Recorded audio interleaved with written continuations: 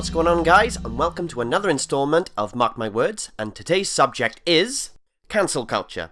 Now, this is something that's been happening a lot lately, so I felt the need to address it. And if people don't understand what cancel culture is, it's basically people seem to be shamed and persecuted for thinking differently to everyone else. So there's a certain mindset that everyone has to have. If they don't, this person's life will be ruined. Basically me saying, if you don't like ketchup, right, and go to that barbecue sauce again, I'm going to ruin your life and you'll never eat in this town again. That doesn't sound really fair, does it, guys?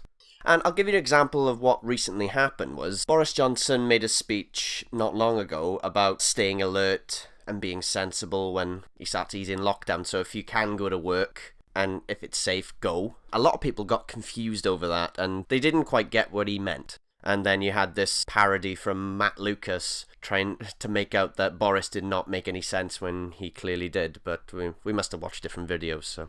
Sorry, Matt. This plumber, Ryan Price, he was interviewed by Channel 4 News regarding Boris Johnson's future lockdown plan. And he replied to it with, do you need a handbook to tell you what to do? And to be honest, he found it straightforward and common sense, so he just said what he felt at the time. But for that, he was trolled online and people were calling to boycott his plumbing business, even though he offered free service to his NHS workers. So basically they tried to sabotage him and his business and his livelihood just because his interview was not derogatory towards the Prime Minister, like the Americans are like with Donald Trump. What does that say about us as a society? Just because you got a different view, you deserve to suffer like that? You know, it's wrong. And people need to know it's wrong. I'll give you an example now. Back in 2016, we had the EU referendum. Of course, nobody knew what was going to happen at that point, and even the Leave side was surprised that we actually left the European Union at that time. But the backlash that everyone who voted Leave had on that one was surprisingly shocking. Just because you ticked a different box on a ballot paper, you're considered far-right, racist, xenophobic Nazis. And literally, just because you tick a single box on a ballot paper, you are the enemy, you are worse than the devil himself. And to be honest, that's very hateful and extreme. I don't know about you guys, but it seems very extreme on my end. It's 2020 now, and 2016 was 4 years ago. I'm still processing it. You know, I've even lost friends over this by even getting into unnecessary debates that didn't even need to happen, just because we had different political views. But if anyone knows, you tried to tell someone that their political view is wrong, it'll just make them more passionate about their views. So it's better to just... okay, I don't agree with you, but I respect your views. Fair enough. This is why we have a democracy, guys, because we got different views. This is why different parties represent others. If we all had the same view, would we have Conservatives, Liberal Democrats, the Brexit Party, etc.? We wouldn't. We'd just have one party. It'd be like the EU. Vote for this person or nothing. It just won't work. That's not democracy to me. But what's doing me is what's happening at the moment. Coronavirus is spread out, but some people are using it as political point scoring. To be honest, that's not the way to go, guys. It really, really isn't. Because there are more important things going on at the moment than what you tick on a ballot paper. I think our lives rank a lot higher than what we think.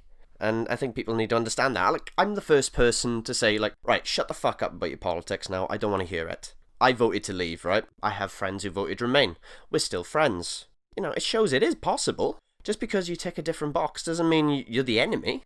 I found it very interesting talking to my friend, like, on why he decided to choose the Remain side. And the funny thing was, this was the only good debate we had because it was civil and we both understood each other's views. And that's what needs to happen at the moment. It's the same thing when someone else's views offends you. That's okay. Probably don't speak to them again. If they're tossers, don't. But don't go out of your way to ruin their lives, police them. You can't go around doing that. You know, we have a right to our own opinions, our own views. This is why democracy exists, for that reason. Being offended is subjective, right? So this can go to religious beliefs, where you're from. What happens to offend me certainly won't offend you. This is why we need to get a grip about it. Like, if there's something on the telly that you don't like and it collides with your views, don't watch it. There are other channels. Like, it's not like back in the 80s where you only had 3 channels. No, we got hundreds to choose from. Just change your viewpoint on how you feel and your personal preference. You know, there's plenty of stuff that offends me, but, you know, I don't call it to be cancelled. It's just each to their own. Same thing with my music views. I've got an old school view. Other people have a more modern view. That's completely fine. But you can't use cancel culture to justify your views. It's just not the way to do it. Thank you so much for listening, guys. I know this probably sounds a bit like a rant, but, this is something I really need to get off my chest, and it's something I'm really passionate about as well. What I'm trying to do is promote positivity with my messages as well. I am tackling negative subjects, but I kind of want to show you, you're not the only one thinking these things. It's okay to think these things.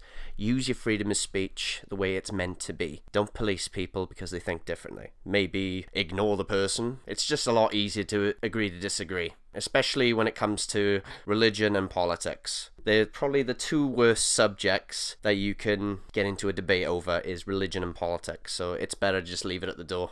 Make sure you like, subscribe, and turn on your notifications for new content. Thank you, and good day, guys.